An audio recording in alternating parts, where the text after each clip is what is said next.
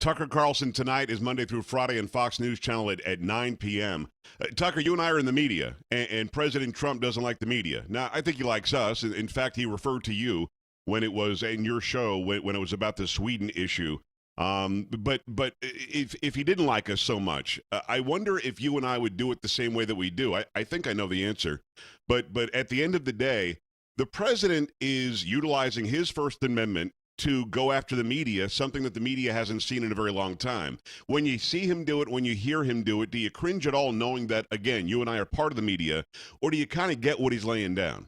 I definitely get what he's laying down. I don't have a problem with the president calling out the press for inaccuracy or bias or stupidity. I think that's fine. What frustrates me is his unwillingness to impose a little discipline on himself. So, there's a lot wrong with the press. I grew up in it. My dad did it. I've done it all my life. I know what the things are that are wrong. I wish Trump would say, here's what I'm mad about specifically, rather than making, blanket statements like they're the enemy of America or whatever. I just think that's not as helpful, right? It's better to make a specific case than it is to use generalization. Well, he brings up in his speech in Melbourne, Florida the other day, a segment that you did with Ami Horowitz. And I interviewed Ami in December, and I get completely what he's talking about. There are no-go zones in Sweden. Sweden's rape has gone through the roof. The percentage of rape by Muslim immigrants or refugees is nuts.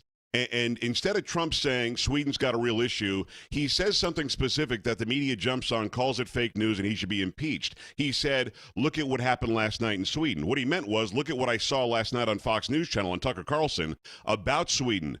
Is the fact that he shoots from the hip, Tucker, people who voted for him love that. But at the same time, when you shoot from the hip and you're wrong, the media loves that because now they can say, see, we told you he's a big idiot.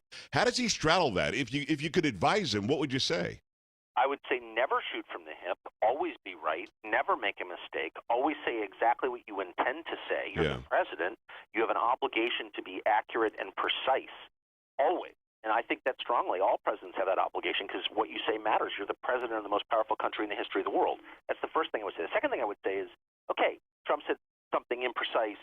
He was wrong. Fine. You can criticize him.